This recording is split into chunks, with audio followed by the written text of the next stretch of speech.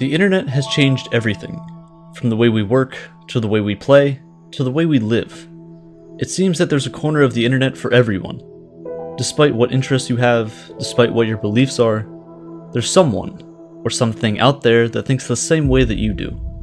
The internet has connected us in ways that were never before imagined. It's a place where everyone from anywhere on Earth can come together. There's so much stuff on the internet, most of which you don't even know exists. If you want something, anything, whether it be a service or a product, legal or illegal, moral or unethical, the internet has it. You can choose to use this for good or bad.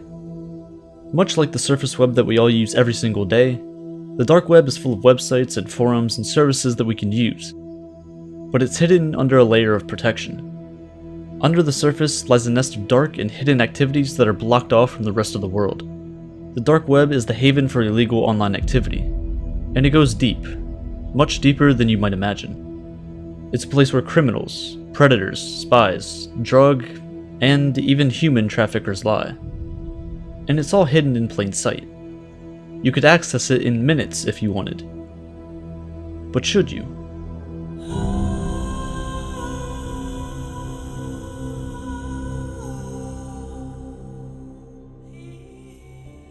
You can break down the internet into three separate categories.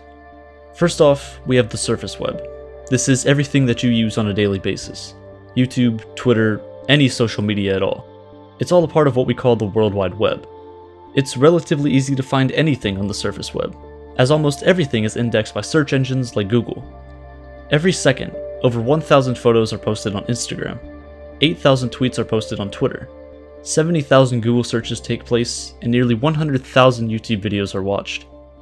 From this, the surface web seems massive, and in a way it is. In terms of pure traffic, almost everything you do can be found here. You can look up anyone and find some kind of information about them and their life. But what you can't find are things like their bank account or medical records. These things are hidden under password-protected websites, where only they can access them. This is where we venture into the deep web. The deep web refers to the content on the internet that is not indexed by search engines. Basically, if you can't find it on Google, it's technically on the deep web. If you've ever logged into your email, you've browsed the deep web technically. And I know it might be a little disappointing that the deep web is not as cool as it sounds. It's pretty much just as mundane as the surface web, but with just a bit more secrecy. But realize that the deep web is the most massive part of the internet. The deep web contains 96% of everything there is on the internet. So even if you got online every single day and searched through new websites for the next 50 years, you wouldn't even put a dent into the pure amount of information there is on the internet. There's just too much to go through, most of which you couldn't even get access to. But even further and deeper than the deep web, in the tiniest sliver of the internet, lies the part of the web where things don't leave. Websites that are encrypted to hide their existence, sites without IP addresses to make them nearly unrecognizable, accessed by users with encrypted software to completely mask their identities. Here, anything and everything goes. We've reached the dark web. But how does this even work? How can you hide from the rest of the world on something that pretty much everyone has access to? If you're browsing the surface web, chances are the FBI man is watching you. Alright, not really, but for the average person, everything you do online can, and in many ways, will be tracked. Many websites will track what you're searching and looking at, and in turn advertise products or services to you that fit that description. This isn't anything new. Facebook, Amazon, and most social media sites are guilty of this. They sell your data to advertisers around the world, and you agree to it in those terms and conditions that you didn't read. This isn't a coincidence, and this doesn't happen by accident. The internet wasn't made to be anonymous. Some people see this as an invasion of privacy. Others don't see a problem with it at all. But how far can we let this go before it turns bad?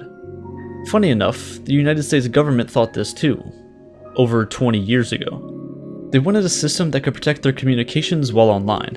Since the internet wasn't designed for everyone and everything to remain anonymous, in a way, anyone could intercept government transmissions while they were being relayed, and this was unacceptable.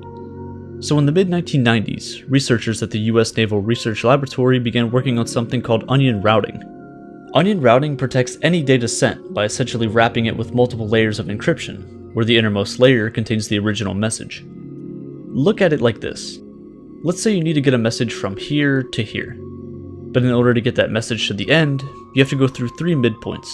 We'll call them A, B, and C. The message is then wrapped in 3 layers of encryption. Each layer only knows where the message previously came from and where to send it next. Nothing else. So the message, or whatever data that was originally sent, remains hidden. At each midpoint, a layer of encryption is stripped, and the new layer's information tells it where to send the message to next. Eventually, after traveling through all the points, the final layer is stripped, and the message is revealed. This type of encryption allows for data to be sent to and from multiple places without it being vulnerable to interception in between. No one else can see, only those who are supposed to. Because of onion routing, darknets like Tor can exist. Darknets operate alongside networks like the internet, but require certain software to access. Tor stands for the Onion Router. It's a software named after the technology that made it possible. It seems just like any other normal web browser. But through Tor and other similar darknets, you can access web pages that aren't available to the general public. The tools and requirements needed to access the dark web is enough to attract different types of users from all around the world. Links to pages don't look like youtube.com. They don't look familiar whatsoever. Instead, they tend to look like random strings of characters, ending not in .com, not in .org, but .onion. If you attempt to access these websites through any traditional web browser, it's not going to work. But when using Tor, it will. This is the dark web. Your first step into it, at least. This is the Hidden Wiki. It contains a list of hundreds of different hidden services you can find on the dark web.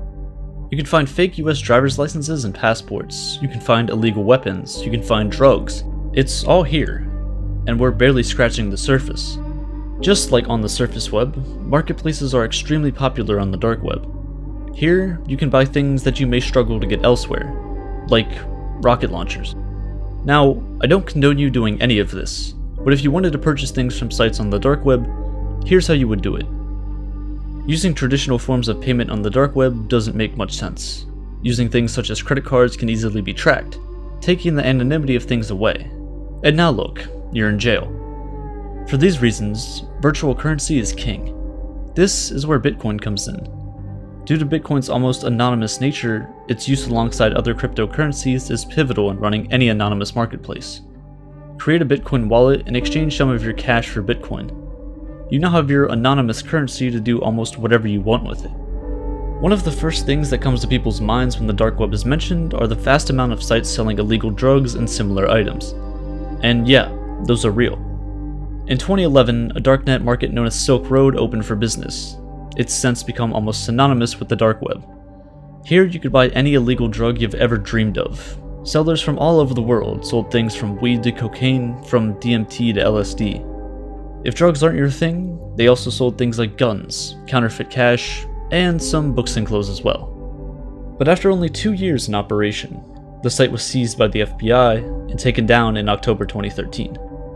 Over the course of only 2 years, 2011 to 2013, Silk Road generated over 9.5 million Bitcoin in revenue.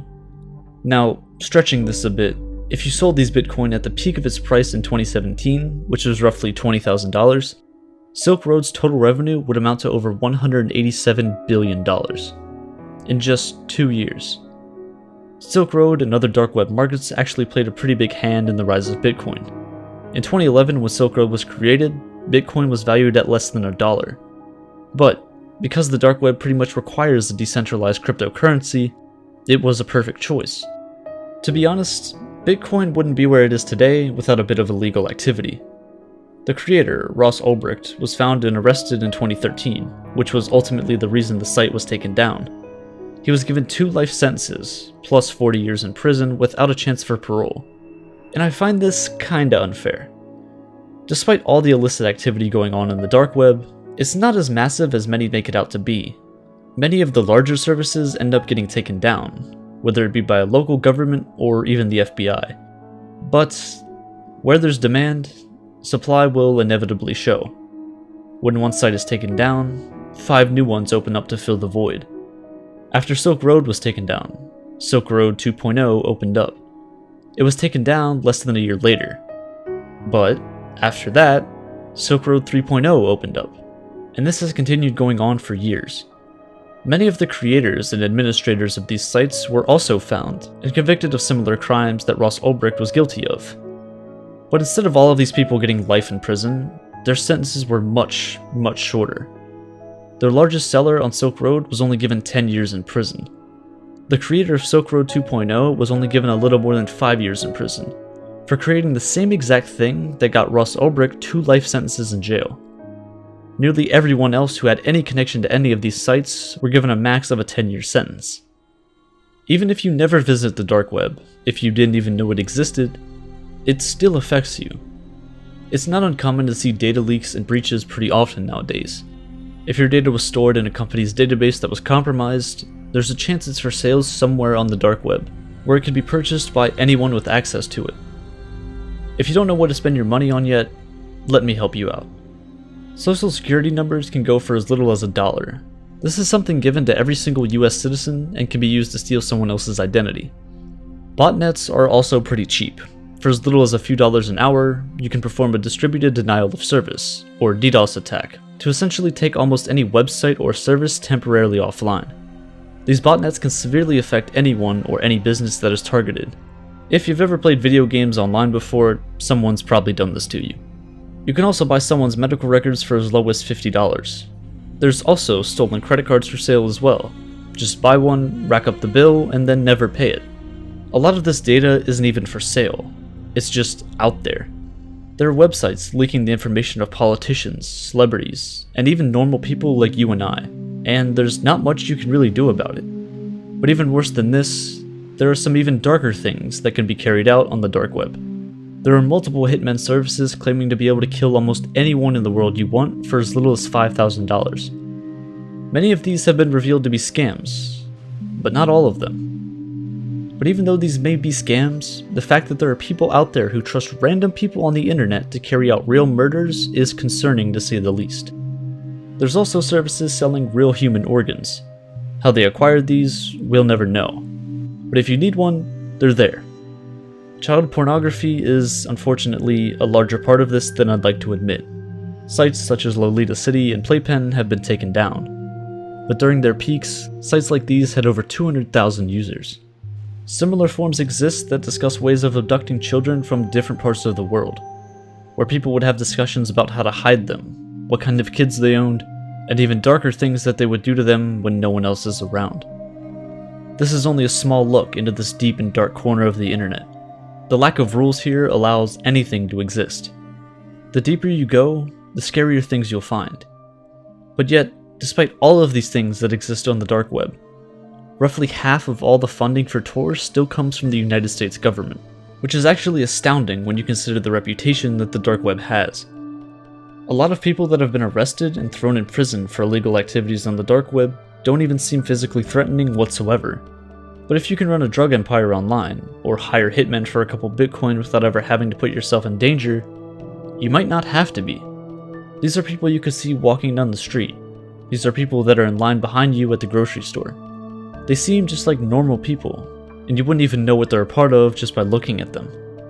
The dark web is portrayed as the vast criminal underground where millions of the worst people in society lurk. And while this is partly true, it's not entirely that. It's been claimed that there is only around 2 to 10,000 of these hidden services on the dark web, with only a little over half of them being deemed illicit content. But then again, these numbers cannot be taken as fact because, well, hidden services are by design meant to be hidden. Out of these few thousand websites, only less than 6% of people who use Tor actually use these hidden services. That's less than 120,000 people. Out of the billions of people who use the internet, 100,000 use the dark web.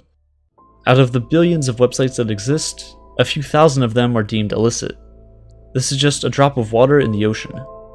There's no surprise that not everyone in the world is as genuine as they may seem. But that's the gamble you take. That's the price you pay for this. While those darkest parts of the web exist, other parts exist to help the rest of the world. Plenty of countries around the world censor internet content that is deemed to be obscene by a higher power, typically governments.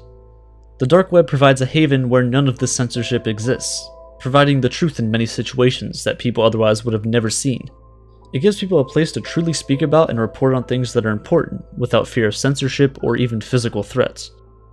Many of the largest news networks operate dark web services to allow people to come forward with information without the fear of being caught or publicly ridiculed. But, to be honest, everyone puts their entire lives on the internet at this point. 10 or 15 years ago, this would have been absurd and, quite frankly, stupid. But now, it seems pretty normal. In a way, we're slowly giving up internet privacy, but the dark web kind of protects that. It gives people a way to take their privacy and anonymity back. Whether they use this in a positive or negative way is up to them. The drugs that are sold on the dark web, while mostly illegal, can have some positive uses. If you're in a place where they aren't sold, you could purchase them there. While the FBI, governments, and much of the public believe Silk Road had vastly negative effects on the world, Ross Ulbricht thought otherwise. He believed he was doing the world a service. Rather than the violence that can result from the trading and dealing of illegal drugs, Silk Road provided a safer, more genuine experience, which brought opportunity to the masses, and protected people as opposed to putting them at risk. But despite this, despite his apparent peaceful and non-harming nature, he was one who actually used these hitmen services on the dark web in attempts to have 6 different people killed. It all depends on how you view it, and how open you are to interpretations. The dark web doesn't have to be a terrible place. It's only scary if you go looking for things that you don't want to see.